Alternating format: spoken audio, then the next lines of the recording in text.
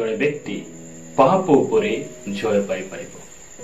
पाप उपरे जय पाइबा पाई आज आमे 5टी अस्त्र विषय रे कथाबार्ता हेबा।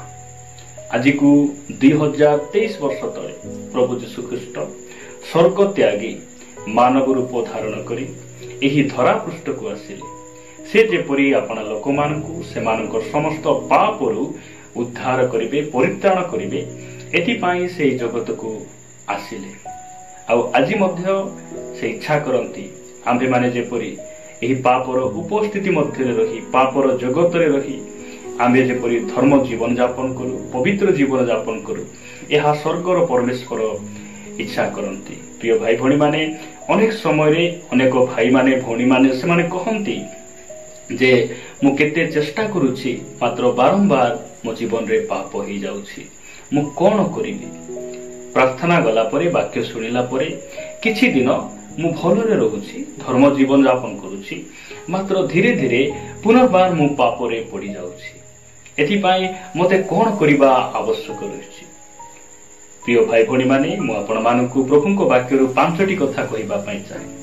एही 5टी कथा आपण मानकु पापर उपस्थितिरु दूर को नै जाई न पारे, मात्र पापर शक्तिरु आपनको जय पाइबा पई, पवित्र जीवन यापन करिया पई निश्चित भाबरे सहायता करिबो। आसंतु प्रथम विषय बा प्रथम अस्त्र मु आपण मानक निकटरे रखिबा पई चाहे, जहा द्वारा आमे पाप उपरे जय पाई परिबा। मो सहित आपण माने एब्री पुस्तक को आसीबे। एब्री पुस्तक 4 अध्याय 15 आ 16 पद मु हम समस्त निमंते पढ़िबा पई चाहे। एठारे प्रकार लिखा जाए, कारण जे आंभ मानक दुर्बलतारे आंभ मानक प्रति सहानुभूति देखाइबाकू असमर्थ आंभ मानकर एपरी महाजाजक नाहंती, बरं से पापर हित होई आंभ मानक परि सर्वोत्त भावे परीक्षित हेले। प्रिय भाई भणी माने प्रभु यीशु ख्रीष्ट से 100% परमेश्वर थिले, 100% से मनुष्य थिले। जो समय से एही धरा पृष्ठर थिले से समय आमे माने जे प्रकार परीक्षित हो, आमे जे प्रकार पाप प्रति आमे प्रवंचित हो, ठीक सही प्रकार प्रभु यीशु ख्रीष्ट मध्य से परीक्षित हेले। सर्व विषय रे, शारीरिक अभिलाष हो, टंकार लोभ हो, हिंसा हो, क्रोध हो, सब विषय रे से परीक्षित हेले, मात्र परीक्षा रे से पड़िले नाही, पाप कले नाही। लिखा जाए, पापर हित होई से परीक्षित हेले, से काहे की पाप कले नाही। कारण कोन? से ईश्वर थिले, सेति पाई से अदृश्य परमेश्वर थिले, सेति पाई से ईश्वर थिले, से स्वयं पवित्र आत्मा थिले, से शक्तिशाली सर्वशक्तिमान समस्त विश्व ब्रह्मांड सृष्टिकर्ता थिले, मात्र से 100% मनुष्य मध्य थिले। कारण तांको भोग लागिथिला, तांको निद लागिथिला। परमेश्वर को केबे भोग लागे नै, परमेश्वर को केबे निद आसे नै, मात्र प्रभु यीशु ख्रीष्ट से स्वयं परमेश्वर थिले, आउ से 100% से मनुष्य मध्य थिले। आ से जे समय रे धरा पृष्ठ रे थिले से परीक्षित हेले, पापरे से प्रवंचित हेले, मात्र से पाप कले नहीं। यार कारण कौन? यदि आपण 16 पद पढ़िबे, अतएव आस कृपा प्राप्ति निमंते पुणी उपयुक्त समय रे उपकारक अनुग्रह पाइबा निमंते आम्भे माने साहस रे अनुग्रह सिंहासन निकट को जाऊ। प्रभुकर गौरव हो। प्रिय भाई भणी माने प्रभु यीशु ख्रीष्ट एथिपाई से पापरे पड़िले नहीं, पाप कले नहीं। कारण से निज इच्छा रे, निज चेष्टा रे से पाप उपरे जय पाइबा पाई से इच्छा कले नहीं। सेथिपाई से कहिले जोहन लिखित सुसमाचार 4 अध्याय 34 पद रे जे मोर निजर इच्छा मु साधन करिया पाई आसी नहीं, ईश्वरंकर इच्छा साधन करिबा मोर खाद्य अटे। एई प्रकार कथा से कहिले। प्रभुଙ୍କ नामर प्रशंसा हो। प्रिय भाई भणी माने आमको पाप उपरे जय पाइबा पाई निज इच्छा को मारिबा पाई हेबो एवं ईश्वरंकर अनुग्रह रो अधीन रे आमको रहिबा पाई हेबो। सेति पाई साधु पाउलो रोमियो मंडली को से पत्र लिखिला बेले सेही प्रकार लेखंती। रोमियो 6 अध्याय 14 पद रे लिखा जाय जे पाप तुम उपरे कर्तृत्व करिबो नै, अधिकार करिबो नै। काहे की अधिकार करिबो नै? कारण तुम्हे माने व्यवस्थार अधीन रे नाहो। ତୁମ୍ଭେ ମାନେ ଅନୁଗ୍ରହର ଅଧୀନ ଅଟ।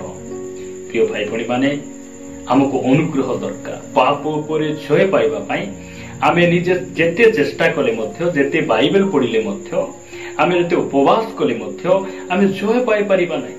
ଆମକୁ ଉପବାସର ଆବଶ୍ୟକ ରହିଛି, ବାଇବେଲ ପଢିବା ଆବଶ୍ୟକ ରହିଛି, ମଣ୍ଡଳୀକୁ ଯିବାର ଆବଶ୍ୟକ ରହିଛି।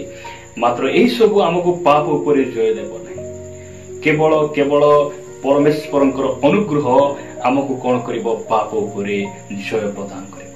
ସେଥିପାଇଁ ଆମକୁ ଅନୁଗ୍ରହ ଦରକାର। ଅନୁଗ୍ରହର ସିଂହାସନ ନିକଟକୁ ଯିବା ଆବଶ୍ୟକ ରହିଛି। ଅନୁଗ୍ରହ ସେ କେଉଁମାନଙ୍କୁ ଦିଅନ୍ତି? ଯଦି ଆପଣମାନେ ଯାକୁବ ପୁସ୍ତକ 4 ଅଧ୍ୟାୟକୁ ଆସିବେ, ସାଧୁ ଯାକୁବଙ୍କ ପତ୍ର 4 ଅଧ୍ୟାୟ 6 ପଦରେ ଏ ପ୍ରକାର ଲେଖାଯାଏ, କିନ୍ତୁ ସେ ମଧ୍ୟ ଅଧିକ ଅନୁଗ୍ରହ ଦାନ କରନ୍ତି। ଏଣୁ ଉକ୍ତ ଅଛି, ଈଶ୍ୱର ଅହଙ୍କାରୀ ମାନଙ୍କୁ ପ୍ରତିରୋଧ କରନ୍ତି, କିନ୍ତୁ ନମ୍ର ଲୋକମାନଙ୍କୁ ଅନୁଗ୍ରହ ଦାନ କରନ୍ତି। ପ୍ରିୟ ଭାଇ ଭଉଣୀ ମାନେ, ଆମକୁ ନମ୍ର ହେବାର ଆବଶ୍ୟକ ରହିଛି। ଯେବେ ଆମେ ନମ୍ର ହେବା ନାହିଁ, ଆମକୁ ଅନୁଗ୍ରହ ମିଳିବ ନାହିଁ। ଆଉ ଯଦି ଅନୁଗ୍ରହ ପରମେଶ୍ୱର ଆମକୁ ନ ଦିଅନ୍ତି, ତାହେଲେ ଆମେ ପାପ ଉପରେ ଜୟ ପାଇପାରିବା ନାହିଁ। ସେଥିପାଇଁ ପ୍ରଥମ ବିଷୟ, ଆମେ ନମ୍ର ହେବାର ଆବଶ୍ୟକ ରହିଛି, ଯଦ୍ୱାରା ପରମେଶ୍ୱର ଆମକୁ ଅନୁଗ୍ରହ ଦେବେ। ଆଉ ଅନୁଗ୍ରହ ଦ୍ୱାରା ସେ ଆମକୁ ପାପରେ ପଡି ଯାଉଥିବା ସମୟରେ ତାହାଙ୍କର ଅନୁଗ୍ରହରେ ସେ ଆମକୁ ଧରି ରଖିବେ। ପ୍ରଭୁଙ୍କ ନାମର ଗୌରବ। ସେଥିପାଇଁ ଅନୁଗ୍ରହ ସିଂହାସନ ନିକଟକୁ ଯିବାର ଆବଶ୍ୟକ ରହିଛି। ପାପରେ ପ୍ରବଞ୍ଚିତ ହେଉଥିବା ସମୟରେ, ପାପରେ ଆକର୍ଷିତ ହେଉଥିବା ସମୟରେ ଆମେ ନିଜ ବୁଦ୍ଧି ବଳରେ ଆମେ ସେଇଠାରୁ ଜୟ ପାଇବା ପାଇଁ ଚେଷ୍ଟା ନ କରି ନମ୍ର ହୋଇ ପ୍ରଭୁଙ୍କ ନିକଟରେ ଆମେ ନିଜକୁ ସମର୍ପଣ କରିବାର ଆବଶ୍ୟକ ରହିଛି, ଯେ ପରମେଶ୍ୱର ସେହି ସମୟରେ ଅନୁଗ୍ରହରେ ଆମକୁ କଣ କରିବେ? ପାପ ଉପରେ ଜୟ ଦେବେ। ମୁଁ ଆପଣମାନଙ୍କ ନିକଟରେ ଦ୍ୱିତୀୟ ବିଷୟ ରଖିବା ପାଇଁ ଚାହେଁ। ଦ୍ୱିତୀୟ ଅସ୍ତ୍ର, ଯାହା ବ୍ୟବହାର କରିବା ଦ୍ୱାରା ଆମେ ପାପ ଉପରେ ଜୟ ପାଇପାରିବା। ମୋ ସହିତ ଆପଣମାନେ 119 ଗୀତକୁ ଆସିବେ। ଗୀତ ସଂହିତା 119 ଅଧ୍ୟାୟ 11 ପଦରେ ଗୀତ ରଚକ ଏ ପ୍ରକାର କହନ୍ତି, ମୁଁ ଯେପରି ତୁମ୍ଭ ବିରୋଧରେ ପାପ ନ କରେ, ଏଥିପାଇଁ ମୁଁ ଆପଣା ହୃଦୟ ମଧ୍ୟରେ ତୁମର ବାକ୍ୟ ସଞ୍ଚୟ କରି ରଖିଅଛି। ପ୍ରଭୁଙ୍କ ନାମର ଗୌରବ। ପ୍ରିୟ ଭାଇ ଭଉଣୀ ମାନେ, ପାପ ଉପରେ ଜୟ ପାଇବା ପାଇଁ ଆମକୁ କଣ କରିବା ଆବଶ୍ୟକ ରହିଛି? ଆମର ହୃଦୟ ମଧ୍ୟରେ ଈଶ୍ୱରଙ୍କର ବାକ୍ୟକୁ ଆମେ ସଞ୍ଚୟ କରି ରଖିବାର ଆବଶ୍ୟକ ରହିଛି। ପୃଥିବୀର ସବୁଠାରୁ ଉତ୍ତମ ପୁସ୍ତକ, ସର୍ବଶ୍ରେଷ୍ଠ ପୁସ୍ତକ ବାଇବେଲ ଅଟେ। ଆଉ ବାଇବେଲ ରଖିବାର ସ୍ଥାନ ଆମର ହୃଦୟ। ଆମ ହୃଦୟରେ ଈଶ୍ୱରଙ୍କ ବାକ୍ୟ ଯଦି ରହିବ, ଆମେ କଣ ହେଇପାରିବା? ପାପ ଉପରେ ଆମେ ଜୟ ପାଇପାରିବା। ପ୍ରଭୁ ଯୀଶୁ ଖ୍ରୀଷ୍ଟ ଯେଉଁ ସମୟରେ ଶୈତାନ ଦ୍ୱାରା ପରୀକ୍ଷିତ ହେଲେ, ସେହି ସମୟରେ ଈଶ୍ୱରଙ୍କର ବାକ୍ୟକୁ ସେ ବ୍ୟବହାର କଲେ। ତାଙ୍କଠାରୁ ଈଶ୍ୱରଙ୍କ ବାକ୍ୟ ନିର୍ଗତ ହେଲା, ଆଉ ଈଶ୍ୱରଙ୍କ ବାକ୍ୟ ଦ୍ୱାରା ଶୈତାନକୁ ସେ ପରାଜୟ କଲେ। ଶୈତାନକୁ ପରାଜୟ କଲେ।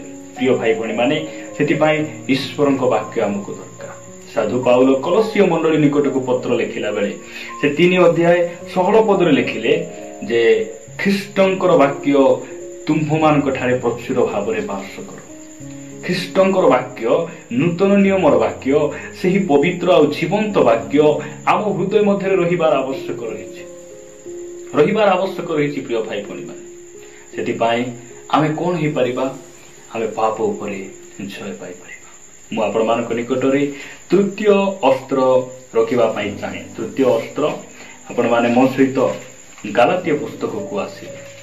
ଗାଲାତୀୟ ପୁସ୍ତକ ଆପଣମାନେ ଯଦି ଦେଖିବେ, ଗାଲାତୀୟ ପୁସ୍ତକ 5 ଅଧ୍ୟାୟ 16 ପଦ ମୁଁ ଆପଣମାନଙ୍କ ନିମନ୍ତେ ପଢିବା ପାଇଁ ଚାହେଁ। 5 ଅଧ୍ୟାୟ 16 ପଦରେ ଲେଖାଯାଏ, ମୋହର ଭାବ ଏହି ଆତ୍ମାଙ୍କ ଦ୍ୱାରା ଆଚରଣ କର, ତାହା ହେଲେ ତୁମ୍ଭେମାନେ ଶରୀରର ଅଭିଳାଷ ପୂର୍ଣ୍ଣ କରିବ ନାହିଁ।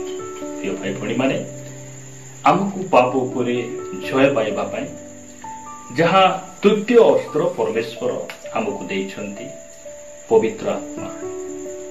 ଲେଖାଯାଏ ଯେ ଯେଉଁମାନେ ଆତ୍ମାଙ୍କ ଦ୍ୱାରା ଚାଳିତ ହୁଅନ୍ତି, ସେମାନେ ଈଶ୍ୱରଙ୍କ ସନ୍ତାନ ଅଟନ୍ତି। ଏବଂ ଗାଲାତୀୟ ପୁସ୍ତକରେ ଲେଖାଗଲା ଯେ ମୋହର ଭାବ ଏହି ତୁମେମାନେ ଆତ୍ମାଙ୍କ ଦ୍ୱାରା ଆଚରଣ କର। ସେଥିପାଇଁ କଣ ହେବ? ତୁମ୍ଭେମାନେ ଶରୀରର ଅଭିଳାଷକୁ ପୂର୍ଣ୍ଣ କରିବ ନାହିଁ। ମୁଁ ପ୍ରଭୁଙ୍କୁ ଧନ୍ୟବାଦ ଦିଏ, ପରମେଶ୍ୱର ଆମକୁ କେବଳ ପାପ ଉପରେ ଜୟ ପାଅ ବୋଲି ସେ କହିଲେ ନାହିଁ, पाप उपरे जय पाइबार उपाय गुड़िक से आमको देइछन्ति। पवित्र आत्मा आमको देइछन्ति। काहेकि देइछन्ति? भूत छड़ाइबा पाई नहीं, रोग सुस्थ करिबा पाई, केवल अन्य अपर भाषा कहवा पाई, एथिपाई नहीं। पवित्र आत्मा आमको एथिपाई परमेश्वर देइछन्ति पाप उपरे जय मध्य प्रदान करिबा पाई। लिखा जाए सेथिपाई जे सहाय्यकारी पवित्र आत्मा होचन्ति हमर सहाय्यकारी। क्यों क्यों क्षेत्र में सहाय्यकारी? सब क्षेत्र में से आमको सहाय्य करबा पे प्रस्तुत। से जबरदस्तीकारी नुहंती, से सहाय्यकारी अटंती। केतेबेले से सहाय्य करंती?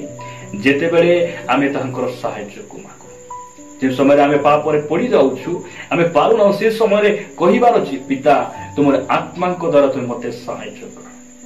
से आमको सहाय्य करिवे आ पाप ठारू से आमको कोन करिवे?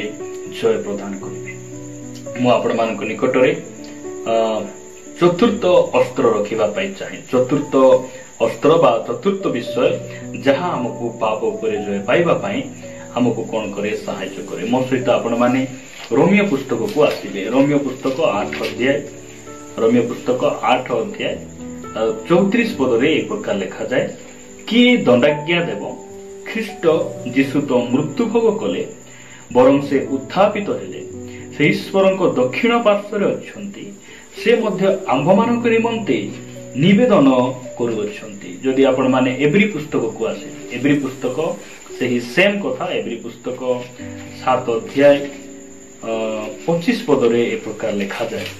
एवरी 7:25 रे लिखा गला, अतएव ताहान को द्वारा जो माने ईश्वर को निकटवर्ती हुंती सेमानकु से संपूर्ण रूपे परित्राण देवाकू सक्षम अटंती, जेणु सेमानक निमंते निवेदन करिबा पाई से नित्य जीवित।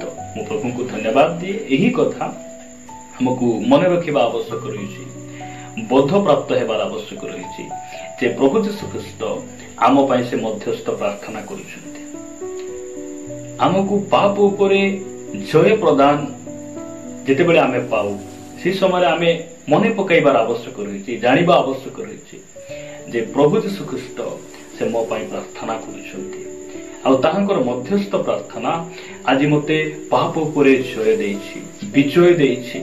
लिखा जाए जे संपूर्ण परित्राण करिबा पाई से सक्षम आउरी से आम निमंते प्रार्थना करिया पाई से सबु बेले जीवित। प्रिय भाई भणी माने आज अनेक समय आमे पाप उपरे जय पाइबा पाई प्रार्थना करिना हूं, हमर निर्जीव जानपथ मध्य सुरक्षा पाइबा पाई प्रार्थना करिना हूं, मात्र आमे भलरे अच्छु, जीवित अच्छु, आमे पवित्र जीवन यापन करुछु।